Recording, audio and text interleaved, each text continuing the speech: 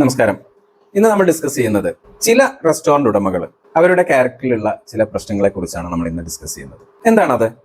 ഞാൻ എല്ലാ കാര്യങ്ങളും ഏറ്റെടുത്ത് ചെയ്താൽ മാത്രമേ എല്ലാം ശരിയാവുള്ളൂ എന്ന് പറയുന്ന ക്യാരക്ടറുള്ള ആളുകളെ നമുക്ക് കാണാൻ കഴിയും. ഇതൊരു റെസ്റ്റോറന്റ് ഉടമയ്ക്ക് ചേർന്ന ഒരു തീരുമാനമല്ല, ഒരു ക്യാരക്ടർ അല്ല അത്. കാരണം ഒരു റെസ്റ്റോറന്റ് ഉടമ എന്നുള്ള നിലയ്ക്ക് അദ്ദേഹത്തിന് ചെയ്യാൻ കഴിയുന്ന ജോലികൾക്ക് ഒരു പരിധികളുണ്ട്. ഒരുപാട് ജോലികളൊന്നും അദ്ദേഹത്തിന് ഏറ്റെടുത്ത് ചെയ്യാൻ കഴിയില്ല. ഇതിനു വേണ്ടിയിട്ടാണ് നമ്മൾ എന്ത് ചെയ്യുന്നത്? നമ്മുടെ ജീവനക്കാരെ നമ്മൾ നിയമിച്ചിരിക്കുന്നത്. നമ്മുടെ ബിസിനസ്സിൽ ചെയ്യേണ്ട ഓരോ ഡിപ്പാർട്ട്മെന്റിലും ചെയ്യേണ്ട ജോലികളെ കൃത്യമായിട്ട് ഡിവൈഡ് ചെയ്ത് അതിലേക്കൊക്കെ നമ്മൾ എന്ത് ചെയ്യും? ജീവനക്കാരെ നിയമിച്ചിട്ടുണ്ട്. അവർക്ക് നമ്മൾ ജോലികൾ ഡെലിഗേറ്റ് ചെയ്ത് കൊടുത്തിട്ടുണ്ട്, ഇല്ലേ? ആ ഡെലിഗേറ്റ് ചെയ്ത ജോലികൾ പോയിട്ട് നമ്മൾ തന്നെ ചെയ്യുകയാണ്. പിന്നെ എന്തിനാണ് നമ്മൾ ഈ ജീവനക്കാരെ നിയമിക്കുന്നത്? അപ്പൊ ഒരു ചോദ്യം ഉണ്ടാവും, അവർ കൃത്യമായിട്ട് ചെയ്തില്ലെങ്കിലോ എന്നുള്ളത്. അതിനെ മോണിറ്റർ ചെയ്യുക, അവരെ കൊണ്ട് കൃത്യമായിട്ട് ആ ജോലികൾ ചെയ്യിക്കുക. ഇതായിരിക്കണം ഒരു ബിസിനസ് ഉടമ ചെയ്യേണ്ടത്. ഇതിനുവേണ്ടി ഈ രൂപത്തിലാണ് നമ്മൾ ഡെലിഗേഷൻസ് പൂർത്തീകരിക്കേണ്ടത്.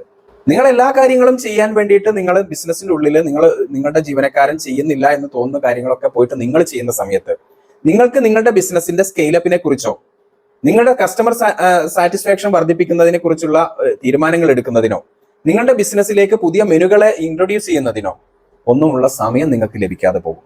നിങ്ങൾ എന്ത് ചെയ്യും? ബിസിനസിന്റെ ഉള്ളിൽ ഒരു ട്രാപ്പിൽ കുടുങ്ങിയ രൂപത്തിലേക്ക് നിങ്ങൾ കുടുങ്ങിപ്പോകും.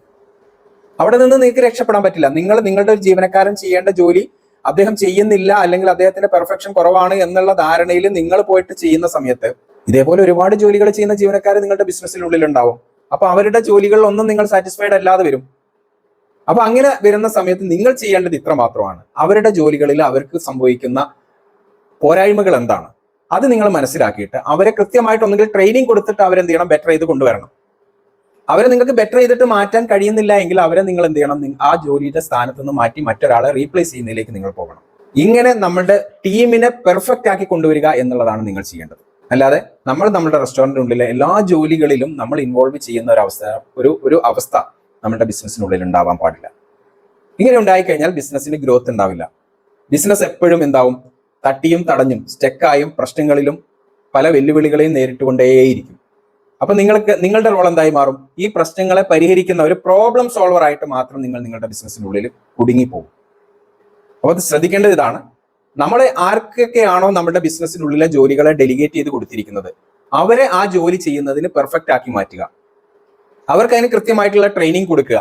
എന്നിട്ട് നിങ്ങൾ അത് മോണിറ്റർ ചെയ്യുന്നതിലേക്ക് പോവുക. അങ്ങനെയാവുമ്പോൾ നിങ്ങളുടെ ബിസിനസ്സിനെ നിങ്ങൾക്ക് വലിയ ഗ്രോത്തിലേക്ക് നിങ്ങൾക്ക് കൊണ്ടുപോകാൻ കഴിയും. നിങ്ങളുടെ ജീവനക്കാർ വളരെ നല്ല സാറ്റിസ്ഫൈഡ് ആയിട്ടുള്ള ആളുകളായിട്ട് മാറുകയും ചെയ്യും. അല്ലാതെ നിങ്ങൾ ഈ ജോലികളൊക്കെ ഏറ്റെടുത്ത് ചെയ്യാൻ വേണ്ടിയിട്ട് ചെല്ലുമ്പോൾ അവരെ സംബന്ധിച്ചിടത്തോളം അവരുടെ കോൺഫിഡൻസ് ലെവൽ കുറയും. എല്ലാ വ്യക്തികൾക്കും ഓരോ വ്യക്തിത്വം ഉണ്ട്, അല്ലെ? ഒരാൾക്കൊരു ജോലി ഏൽപ്പിച്ചു കഴിഞ്ഞാൽ ആ ജോലി അവർ ചെയ്യുന്നത് ശരിയാവുന്നില്ല എന്നുള്ള തോന്നലിൽ നിങ്ങൾ തന്നെ അത് ഏറ്റെടുത്ത് ചെയ്യാൻ പോകുമ്പോൾ അവരെ സംബന്ധിച്ചിടത്തോളം അവരെന്ത് ചെയ്യും? മാനസികമായിട്ട് പിന്നോക്കം പോകും. അവർ പിന്നെ ആ ജോലി ചെയ്യുന്ന ഒരിക്കലും പെർഫെക്റ്റ് ആവില്ല. അതിന് പകരം അവർക്ക് കൃത്യമായിട്ട് ട്രെയിനിങ് കൊടുത്തുകൊണ്ട് അവരെന്ത് ചെയ്യുക? പെർഫെക്ഷനിലേക്ക് കൊണ്ടുവരിക. അവർ ചെയ്യട്ടെ ആ ജോലി. അവരിൽ നിന്ന് കൂടുതൽ ഗ്രോത്ത് ഉണ്ടാവട്ടെ നമുക്ക്. അതിനനുസരിച്ച് അവരെ വളർത്തിക്കൊണ്ടുവരിക.